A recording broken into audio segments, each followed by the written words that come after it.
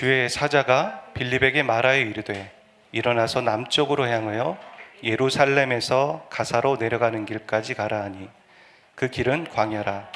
일어나 가서 보니 에디오피아 사람 곧 에디오피아 여왕 간닥의 모든 국고를 맡은 관리인 네시가 예배하러 예루살렘에 왔다가 돌아가는데 수레를 타고 선지자 이사야의 글을 읽더라. 성령이 빌립더러 이르시되 이 수레로 가까이 나아가라 하시거늘 빌립이 달려가서 선지자 이사야 글을 읽는 것을 듣고 말하되 읽는 것을 깨닫느냐? 대답하되 지도해 준 사람이 없으니 어찌 깨달을 수 있느냐 하고 빌립을 청하여 수레에 올라 같이 앉으라 하니라. 읽는 성경 구절은 이것이니 일렀을 그가 도살자에게로 가는 양과 같이 끌려갔고 털 깎는 자 앞에 있는 어린 양이 조용함과 같이 그의 입을 열지 아니하였도다. 그가 굴욕을 당했을 때 공정한 재판도 받지 못하였으니 누가 그의 세대를 말하리요? 그의 생명이 땅에서 빼앗김이로다 하였거늘 그 내시가 빌립에게 말하되 청컨대 내가 묻노니 선지자가 이 말한 것이 누구를 가리킴이냐? 자기를 가리킴이냐? 타인을 가리킴이냐? 빌립이 입을 열어 이 글에서 시작하여 예수를 가르쳐 복음을 전하니 길 가다가 물 있는 곳에 이르러 그 내시가 말하되 보라 물이 있으니 내가 침례를 받음에 무슨 꺼리낌이 있느냐? 이에 명하여 수레를 멈추고 빌립과 내시가 둘 다 물에 내려가 빌립이 침례를 베풀고 둘이 물에서 올라올새 주의 영이 빌립을 이끌어 간지라. 내시는 기쁘게 길을 가므로 그를 다시 보지 못하니라. 빌립을 아소도에 나타나 여러 성을 지나 다니며 복음을 전하고 가이사랴에 이르니라. 아멘. 헬라어에 보면 파라데이그마라는 단어가 있습니다. 이 단어가 영어로 만들어냈을 때 신조어가 되는데 그게 뭐냐면 패러다임입니다. 이 패러다임이라는 단어의 뜻은 패턴 혹은 예시, 표본, 기준이라고 말할 수 있겠죠. 토마스 쿤이라는 사람이 처음 이 단어를 사용했는데 이것은 어떤 시대 혹은 어떤 사회 전체가 공유하는 어떤 이론이나 방법들의 기준을 말하는 것입니다. 그래서 우리가 패러다임을 말할 때 대표적으로 드는 예시가 있습니다. 그게 뭐냐면 천동설과 지동설을 말합니다. 옛날 사람들은 하늘을 보면서 지구를 중심으로 태양이나 모든 행성들이 움직인다라고 믿었습니다. 그걸 주장했고 이것을 진리처럼 믿었습니다. 그래서 천체의 모든 현상을 이 천동설 테두리 안에서 설명하고자 했고 그렇게 생각했습니다. 그렇다고 지동설을 주장하는 사람들이 없었느냐? 있었습니다. 있었지만 이 패러다임 안에 사람들이 갇혀 있었기 때문에 이 지동설의 이야기를 듣지도 않았고 그 지동설을 이야기하는 사람들을 종교재판에 회부하기도 했습니다. 그리고 그것을 주장하는 사람들이 화형에 처해서 죽기도 했습니다. 이 패러다임이라는 것은 어떤 문제와 어떤 현상들을 이해하는 좋은 틀을 제공해 줍니다. 하지만 이 패러다임 안에 갇혀 있게 되면 모든 것을 그렇게 보기 때문에 문제가 생깁니다. 그래서 우리가 얘기하는 패러다임 시프트, 발상의 전환이라는 게 필요한 것이죠. 성경에 나타난 유대인들이 가지고 있는 패러다임이 하나 있습니다. 그게 뭐냐면 선민 사상입니다. 하나님이 본인들을 선택했다라는 것이죠. 그래서 우리는 선민이다. 그건 맞는데 유대인들은 자신을 제외한 다른 민족들은 구원받지 못할 민족들이다. 심판받아야 마땅한 민족이다. 이런 패러다임 가운데 있었습니다. 하나님은 그렇게 말씀하신 적이 없습니다. 하나님이 처음 유대인의 조상이고 믿음의 조상이었던 아브라함을 부르실 때도 뭐라고 말씀하시냐면 네가 복이다. 그리고 그 복을 너만 누려라 이렇게 말씀하지 않으시고 너는 복의 통로다. 너를 통해서 모든 민족이 그 복을 받게 될 것이다 라고 말씀하셨지 너희는 선민이니까 너희들만 위에서 살아라 그렇게 말씀하신 적이 없으시죠. 근데 본인들은 그 패러다임에 갇혀 있는 것입니다. 그래서 사도행전 당시에 유대인들은 생각하기를 사마리아는 가서는 안 되는 지역이었습니다.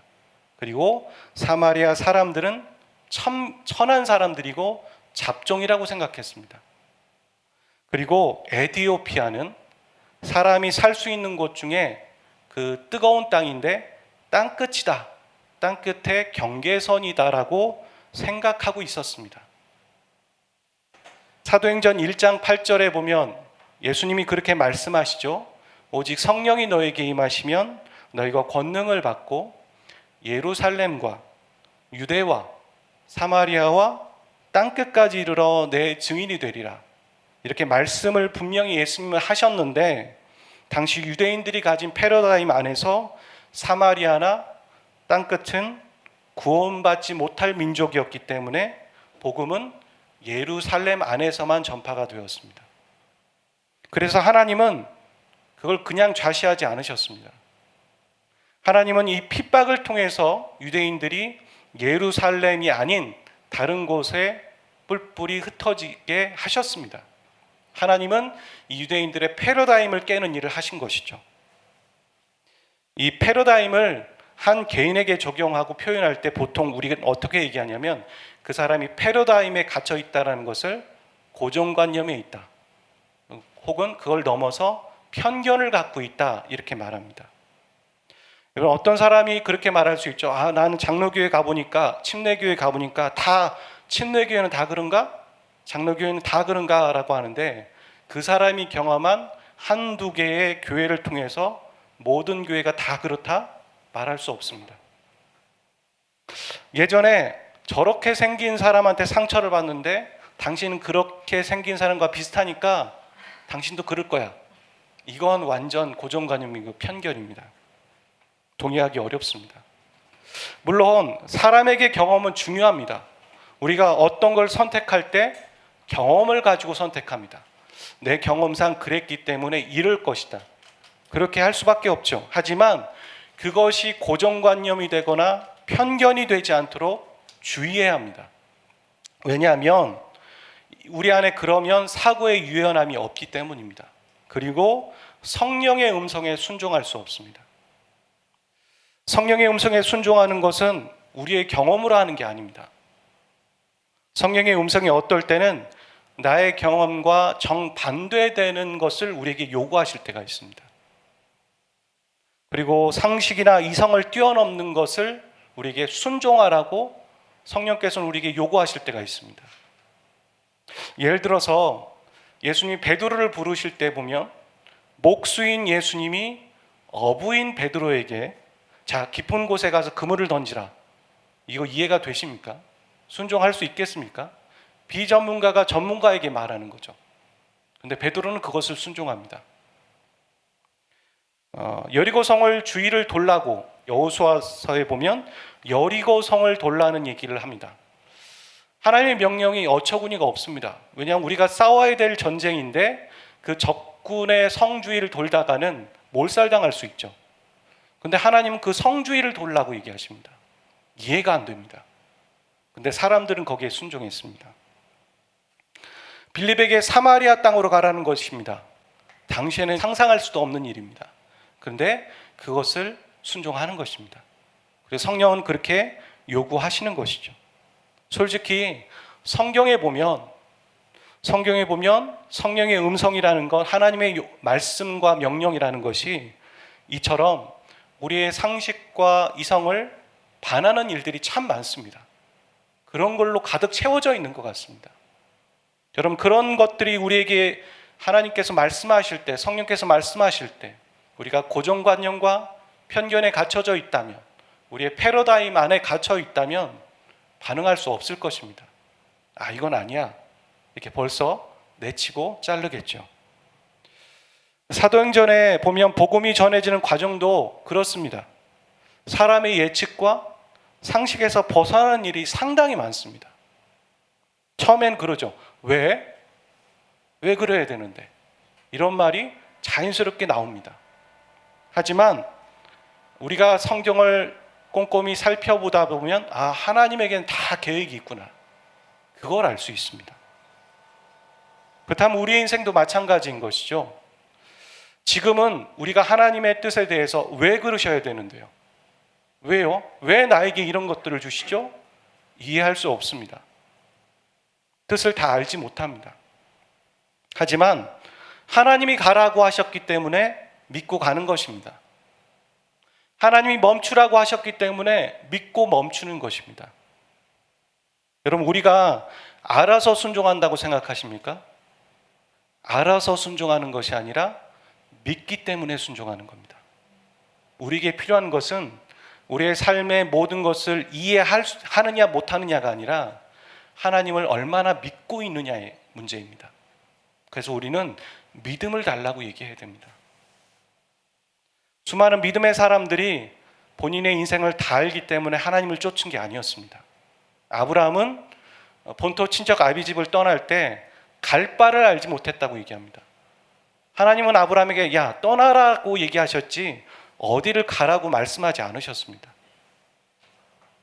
그 순종을 하나님은 요구하셨고 믿음을 요구하고 계신 것이죠. 저와 여러분의 인생도 똑같습니다. 우리가 우리의 인생을 어떻게 다 이해할 수 있을까요?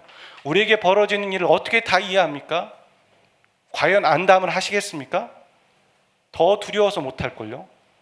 끝을 안다면, 목표를 안다면, 우리가 이루어질 것들을 미리 안다면 다 할 수 있을까요? 안 합니다.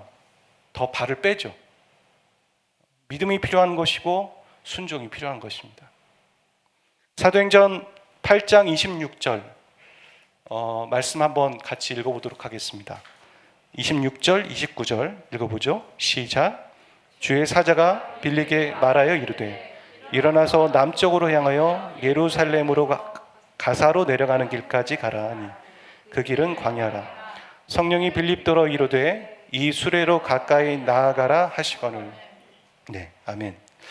성령께서 빌립에게 사마리아 지역으로 가라는 것도 그리고 빌립의 상식에 안 맞는 말씀입니다. 당시에 유대인의 사고방식 패러다임에서는 맞지 않는 명령입니다. 그런데 그는 광야로 또 사마리아로 나아갔습니다. 순종했습니다. 빌립도 우리와 똑같습니다. 다 알고 순종했을까요? 아닙니다. 성령께서 말씀하시는 말씀이기 때문에 당장은 이해가 안 되지만 다 이유가 있겠지. 믿은 겁니다. 그리고 순종했더니 이런 일이 벌어진 겁니다. 이런 일이 벌어질 줄 알고 간 게 아닙니다. 순종했더니 놀라운 일이 일어난 것입니다. 몰랐지만 성령의 음성이니까 믿은 것입니다. 빌립처럼 저와 여러분의 인생 가운데도 성령 하나님이 말씀하시면 다 알지 못하더라도 부분을 알더라도 믿고 나가시기를 주의 이름으로 축복합니다.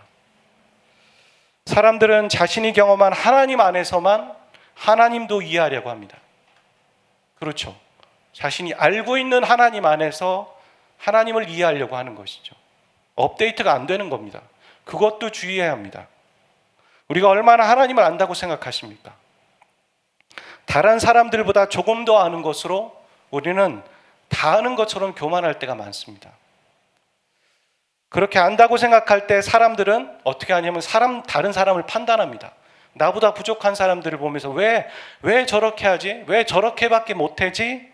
라고 교만이 들어오고 판단을 합니다. 우리가 하나님을 안다고 할 때 어떤 하나님을 알아야 된다고 생각하십니까? 하나님을 알 때 그 하나님은 아마 사랑이실 겁니다. 요한일서에서도 그렇죠. 하나님은 사랑이시라. 요한이 보았더니 그 하나님은 다른 것으로 설명할 게 아니라 그분은 그냥 사랑 그 자체이시구나. 그걸 알았던 거예요. 그렇게 사랑이 없으면 판단이 들어가는 것이고 정죄가 시작되는 것입니다. 그것은 그렇게 하고 끝나는 것이 아니라 자신의 신앙생활에 자신의 경건생활을 망치는 일을 하게 됩니다. 우리가 더러운 말을 하고 더러운 생각을 품으면 어떻게 되는지 아십니까? 우리가 오염됩니다. 우리 안에 그것들이 가득 채워져서 우리 입에서 나오는 말들이 더러운 말이 될 때가 많습니다. 그래서 우리 자신을 위해서 판단을 멈춰야 되는 것이고 정죄를 멈춰야 되는 것입니다. 그리고 하나님을 알아가야 하는 것이죠. 하지만 하나님을 아는 사람은 그 하나님이 사랑이시라는 걸 아는 사람들은 판단이 아니라 분별을 합니다. 판단은 정죄를 하지만 분별은 그 사람을 위해 기도해 주죠.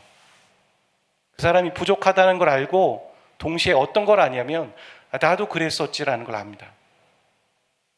누군가 내가 그런 부족한 모습을 보일 때 똑같이 판단했다면 우리는 상처받았을 거예요. 주님을 떠났을지도 몰라요. 교회를 떠나고 신앙생활을 저버렸을지도 모릅니다. 그런 사람을 여러분은 주위에서 보고 계십니다. 그런 사람들을. 하지만 그 사람을 기다려준 거죠. 그래서 사랑이 있으면 분별을 하게 되고 기도하지만 또 하나 포용력이 생기는 겁니다. 내가 얼마나 많은 사람들을 포용할 수 있는가, 어느 정도의 레벨까지 포용할 수 있는가, 그것이 우리가 하나님을 아는 그 지식이 경험이고 깊이인 것이죠. 하나님에 대한 알에 대해서도 우리가 편견에 빠지고 교만에 빠지지 않기 위해서 성경을 읽는 것입니다. 성경을 읽으면 내가 알지 못하는 하나님을 알게 되는 거죠. 그러면서 하나님 이런 분이셨어? 하나님 이런 분이셨구나 라는 걸 알게 되면서 겸손할 수밖에 없죠. 그리고 그분 앞에 기도할 수밖에 없죠. 믿게 되는 것입니다. 여러분, 저와 여러분의 인생을 한번 되돌아보십시오. 고난이 있었기 때문에 겸손이 있었습니다. 그렇지 않습니까? 가만히 있는데 겸손이 있었을까요? 찾아왔을까요? 고난이 있었기 때문에 겸손을 배운 겁니다. 고난이 있었기 때문에 성숙했던 거예요. 성숙할 수 있는 거예요. 고난이 있었기 때문에 회개도 해본 겁니다. 적어도 저의 인생은 그랬습니다. 아마 여러분도 다르지 않을 것이라고 저는 생각합니다. 성령의 인도하심이 없었다면 결코 사람들은 사마리아 사람들에게 복음을 전하지 않았을 겁니다. 예루살렘 안에만 머물러 있었을 것입니다. 그런데 이 성령 하나님의 인도하심의 그 안에는 뭐도 있었냐면 고난도 포함되어 있었던 거예요. 고난도. 이사야 45장 7절 말씀은 이렇게 말하죠.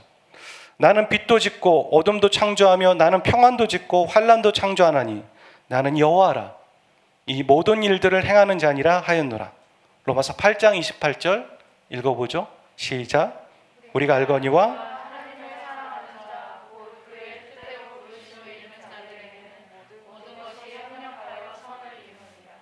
그 하나님이 고난도 짓고 어둠도 지었는데 그 고난을 함부로 우리에게 막 사용하신다면 어떻게 될까요?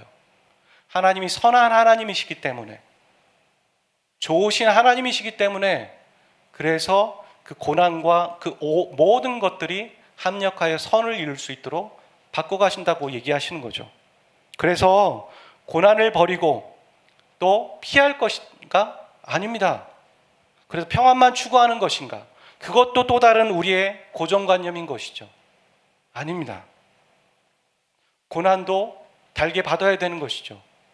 받아들여야 되는 것이죠. 고난은 사단이 준 것이고 내 욕심으로 시작된 것이고 그렇게만 치부해버리는가? 아니죠. 그 고난을 선으로 바꾸실 수 있죠. 그 고난을 통해서 우리를 성숙시켜 가시죠. 그 고난을 통해서 우리에게 배우게 하시는 것이 있죠.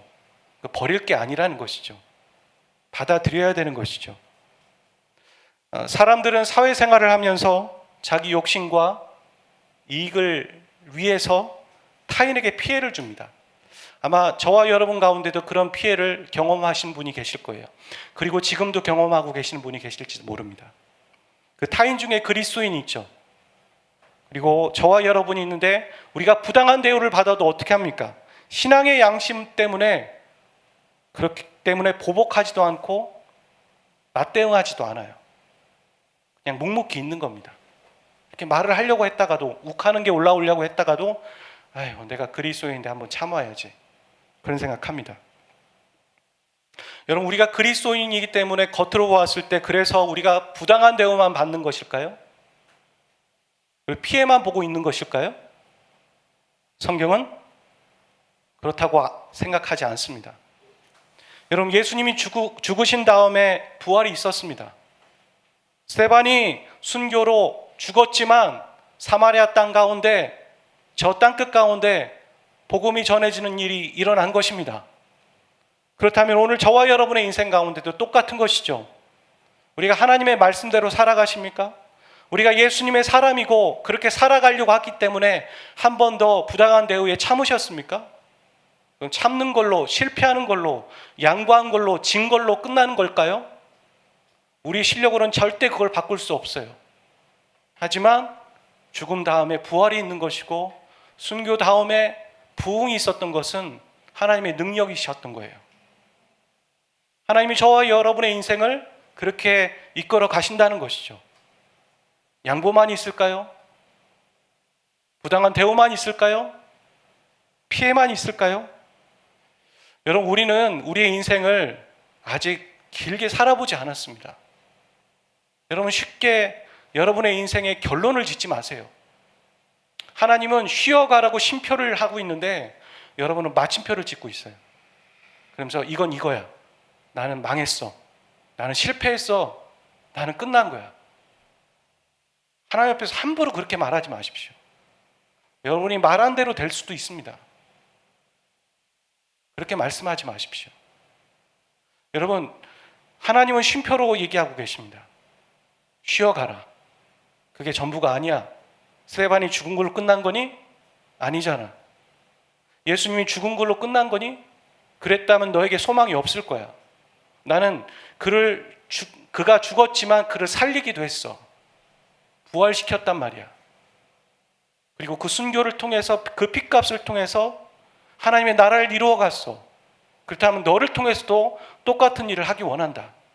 사랑하는 아들아, 사랑하는 딸아, 그 환경을 바라보지 말고 그 환경을 주관하는 나를 바라봐라. 하나님은 오늘 우리에게 그렇게 말씀하시는 것이죠. 이렇게 타인의 욕심 때문에 우리는 피해를 보고 상관의 어떤 개념 없는 행동으로 인하여서 어떻게 됩니까?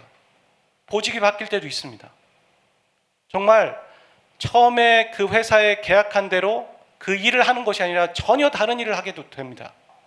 그러면서 새로운 일을 맡아봐서 하기도 하고 새로운 걸 경험하기도 하고 혹은 자기의 적성에 맞지도 않은 위치에서 어떤 역할을 하면서 새로운 사람들도 만나게 됩니다.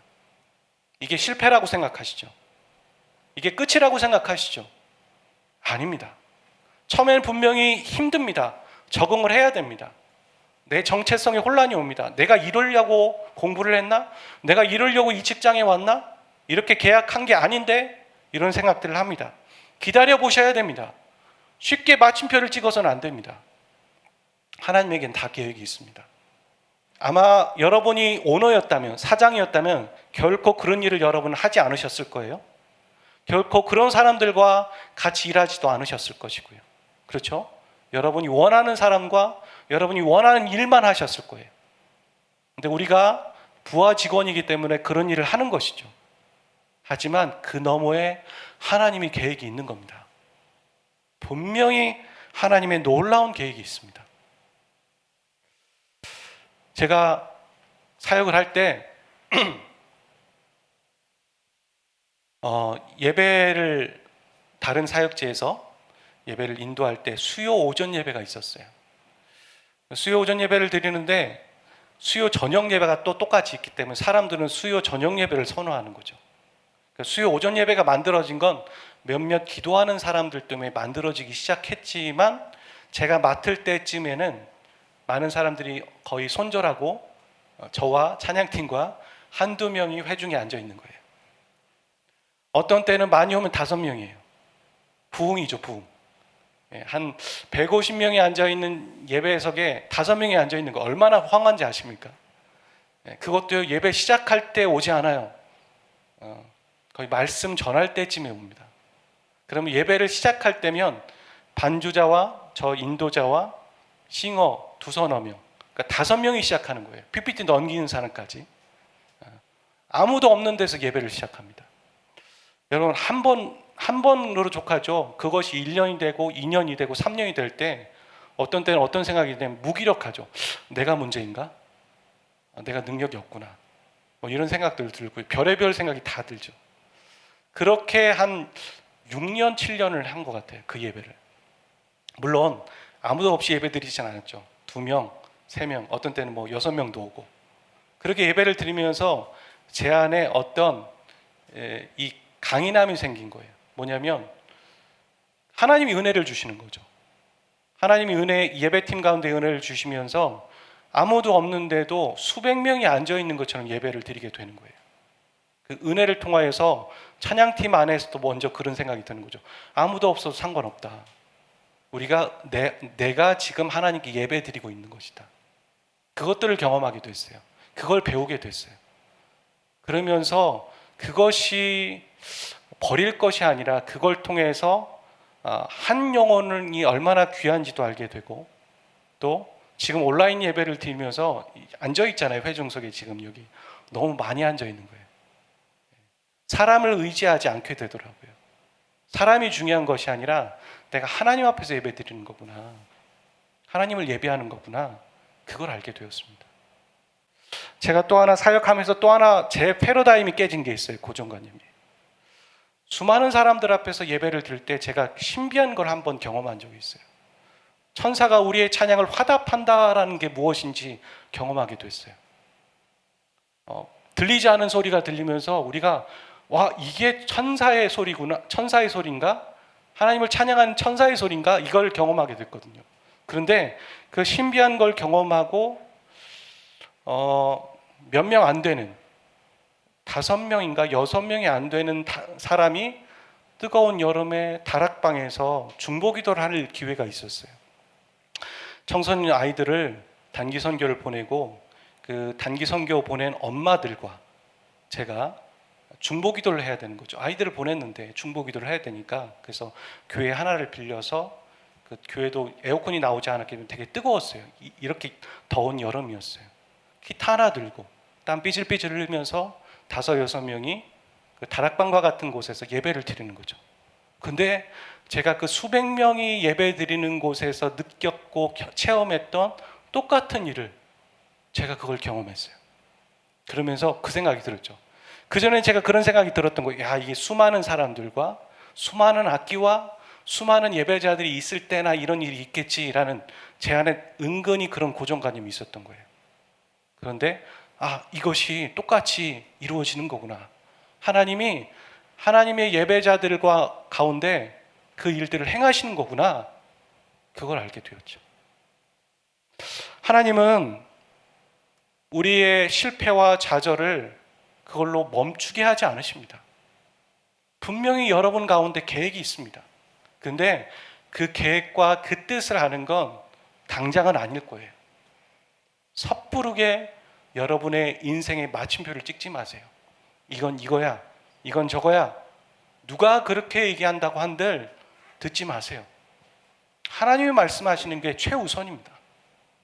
하나님이 여러분에게 쉬어가라고 말씀하시면 쉬면 되는 거예요. 야, 돌아가라. 너 이런 사람들, 이런 리더를 만나서 네가 지금 부족하다고 생각한 거 내가 개발했으면 좋겠어 라고 얘기하신다면, 제가 좀 적성엔 안 맞지만, 내 구미엔 안 맞지만 순종하겠습니다. 하나님의 다 뜻이 있겠죠. 나중에 다 사용되겠죠. 다 이유가 있겠죠.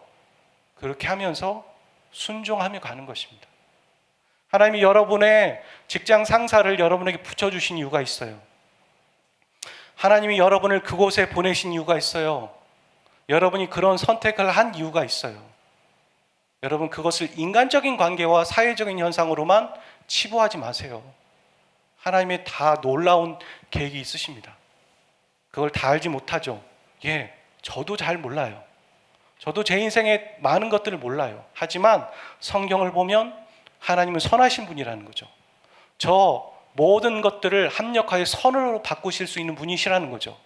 그렇다면 하늘이 두쪽 나도, 사람들이 나를 배신해도, 사람들이 다 나를 떠나고 손절하더라도 하나님은 결코 나를 버리지 않으시죠. 그걸 믿는 거죠. 그게 신앙이에요. 사람을 의지하는 것이 아니라 하나님을 믿는 것. 하늘이 무너져도 하나님을 믿는 것. 그게 신앙이에요. 그거 믿고 가시는 겁니다. 사도행전 8장 38절 39절은 이렇게 말하네요. 이에 명하여 수레를 멈추고 빌립과 내시가 둘 다 물에 내려가 빌립이 침례를 베풀고 둘이 물에서 올라올 새 주의 영이 빌립을 이끌어 간지라. 내시는 기쁘게 길을 가므로 그를 다시 보지 못하느니라. 무슨 말이냐면 이건 열린 결말이에요. 내시가 침례를 받은 후에 에디오피아에 가서 복음을 전했는지, 혹은 본인만 믿고 본인 가족들만 믿고 살았는지, 그건 알 수 없어요. 그냥 던지는 거죠, 우리에게.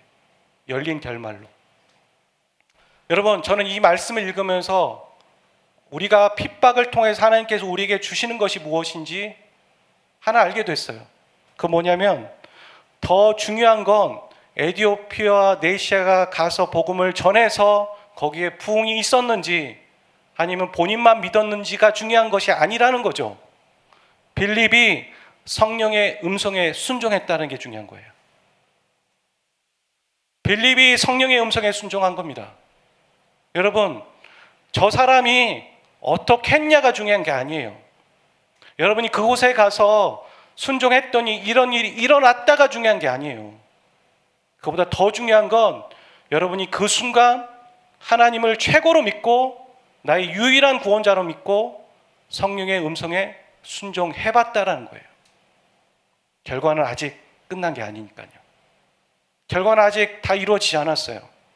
하나님의 결론은 아직 마침표가 이루어지지 않았어요. 그러니까 쉼표예요. 그래서 여러분이 성령의 음성에 순종해봤다. 내가 한 주 살아가면서 하나님의 말씀에 순종해봤다. 그러려고 노력했다. 그랬더니 실패했다. 그거 승리입니다. 그거 승리예요. 순종해봐서 잘 안 됐지만 해봤다라는 게 중요한 거예요. 순종했더니 이러했다, 저러했다. 그래서 하나님이 이런 뜻이 이것이다. 아직 말하기는 성급합니다. 그보다 더 중요한 건 내가 말씀대로 살아보려 했고 내가 성령의 음성에 순종했다는 것이 더 중요한 것입니다. 오늘 내가 가지고 있는 고정관념과 편견은 무엇입니까? 내가 예수 그리스도를 믿음으로 갖게 되는 편견 분명히 있습니다. 신앙의 편견이 있어요. 신앙의 고정관념과 패러다임이 분명히 있어요. 그것을 뛰어넘기를 원하셔서 여러분에게 그런 어려움을 주셨을 수도 있습니다. 여러분 잘 생각해 보십시오. 여러분이 여러분을 잘 아십니까? 아닙니다. 저도 제가 잘 아는 줄 알았어요. 나는 이런 일을 좋아하고 이걸 좋아하고 이렇게 하는 거야. 나는 바나바와 같이 옆에서 서포트하는 사람이 되는 게 나는 적성에 맞아. 아니더라고요. 그게 아니더라고요. 저는 제가 정해놓은 것들이 있었지만 그 틀에서 벗어나려고 하지 않았어요. 그래서 바울보다 바나바를 좋아했고 바울의 말씀을 읽기보다 바나바의 말씀을 읽으려고 했어요. 그게 제 패러다임 안에서 갖고 있었던 신앙의 모습이었어요. 근데 하나님은 그게 아니라고 얘기하시는 거예요. 계속해서 엄한 것들을 저에게 허락하세요. 아무것도 세팅이 되지 않은 사역지에 가서 세팅을 해놓는 거예요. 세팅을 해놓고 나오면 다음 사역자가 그 세팅을 이어받아서 부흥을 시켜요. 근데 그런 생각이 들었죠. 이건 뭐지? 왜 하나님이 나에게 이렇게 가혹한 시련을 주실까? 내 적성은 세팅하는 게 아닌데, 내 적성은 개척이 아닌데, 다 세팅된 걸 나는 원하는데 왜 나는 다 세팅을 해놓고 고생은 고생대로 해놓고 다른 사람에게 다 바통을 던지고 나는 나와야 할까? 이해할 수 없었어요. 불만이 많았어요, 하나님 앞에. 근데 그게 아니더라고요. 내가 아는 내 모습이 아니라 하나님은 나를 더 잘 아세요. 그래서 우리에게 어찌 보면 우리가 이해할 수 없는 일들을 요구하시는 거예요. 믿어야 합니다. 하나님을 믿으셔야 합니다. 사람을 믿지 마세요. 하나님을 먼저 믿고 그 사람들을 존중하시는 겁니다. 하나님을 믿는 믿음이 저와 여러분의 인생 가운데 한 주 가운데 가득 넘치시기를 주의 이름으로 축복합니다. 우리 같이 찬양하고 기도하도록 하겠습니다. 우리 가사를 생각하면서 함께 찬양하기를 원합니다.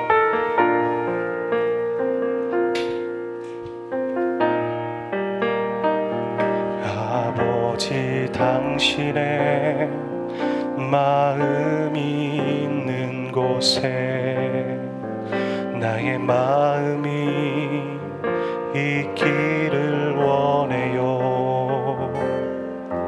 아버지 당신의 눈물이 고인 곳에 곳에 나의 눈물이 고이길 원해요.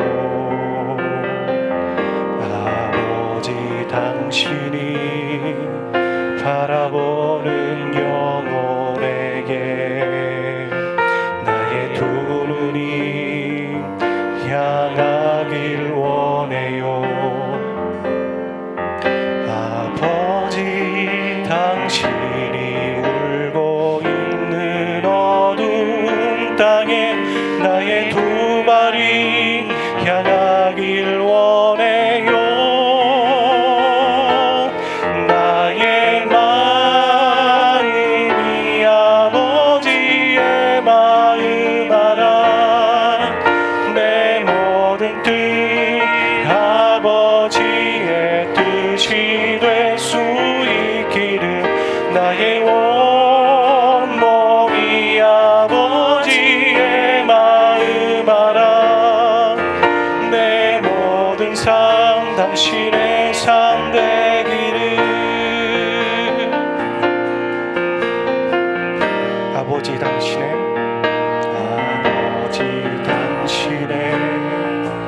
마음이 있는 곳에 나의 마음이 있기를 원해요. 아버지 당신의 눈물이 고인 곳에 나의 눈물이 고이길 원해요. 아버지 당신이 바라보는 영혼에게 나의 두 눈이 향하길 원해요. 아버지 당신이 울고 있는 어두운 땅에 나의 두 발이 향하길 원해요. 나의 마음이 아버지의 마음 알아. 내 모든 뜻 아버지의 뜻이 될 수 있기를 나의 온몸이 아버지의 마음 알아. 내 모든 삶 당신의 삶. 나의 마음이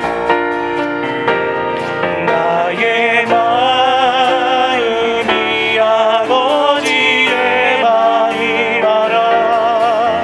내 모든 뜻 아버지의 뜻이 될 수 있기를 나의 온몸이 아버지의 마음. 우리 손 들고 우리 자신 올려드리면서 그렇게 고백하겠습니다. 나의 마음이 아버지의 마음 알아. 나의 마음이 아버지의 마음 알아. 내 모든 뜻. 주님 그렇습니다. 이 시간 우리 자신 올려드립니다. 우리 자신이 그렇게 되기를 원합니다. 내 마음이 아버지의 마음을 알아. 아버지 내 걸음이 아버지의 마음을 알아. 내가 아버지의 마음이 있는 곳에 내가 가 있기를 원합니다. 주님 지금 있는 곳이 아버지 원하시는 곳 아닙니까? 지금 만나는 그 영혼들이 아버지 원하시는 영혼 아닙니까? 나는 그들을 난고지라며 그들은 구원받지 못할 사람들이고 주님 그들은 정말 주님 저주마냐에 마땅할 사람들이라고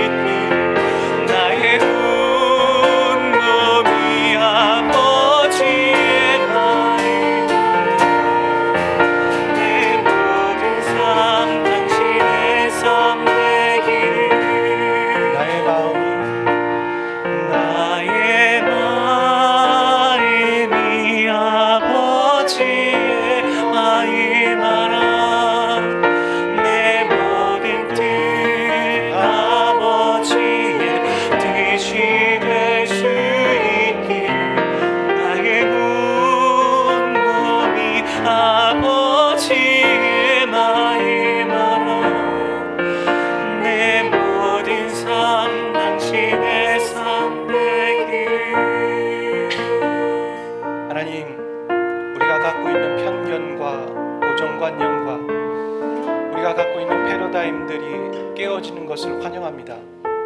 환영합니다. 하나님의 만지심을 환영합니다. 하나님이 우리에게 고난과 핍박과 여러 환난과 위기를 통하여서 우리를 흔드시고 우리 마음을 흔드셔서 겸손하게 하여 주시고 갈증을 느끼게 해주시는 것을 환영합니다. 주님, 나를 고쳐주십시오. 나를 수술시켜 주십시오. 수술하시는 하나님, 고치시는 하나님, 나를 더 변화시켜 주시고 내가 사랑의 하나님을 더 깨달아라. 주님, 그 영혼들을 품을 수 있는 넓은 포용력을 갖게 도와주십시오. 내가 있는 곳이 주님이 원하시는 곳이라는 것을 깨닫습니다.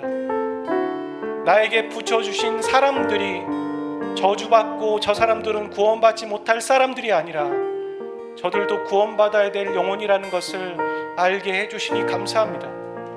하나님, 이 모든 것들 알아서 가는 것이 아닙니다. 믿음으로 가겠습니다. 선하신 하나님이시기 때문에 그 하나님을 믿고 오늘 주어진 삶의 순간순간을 하나님으로 채우고 말씀으로 채우고 기도로 채우고 성령 하나님의 음성에 순종하며 나가겠습니다. 그렇게 결단합니다. 나의 삶을 더 다스려 주시고 나의 삶을 통하여서 에티오피아의 내시와 같은 사람들을 만나게 하시고 그 사람이 하나님이 붙여주신 영혼이라는 것을 깨닫게 도와주십시오.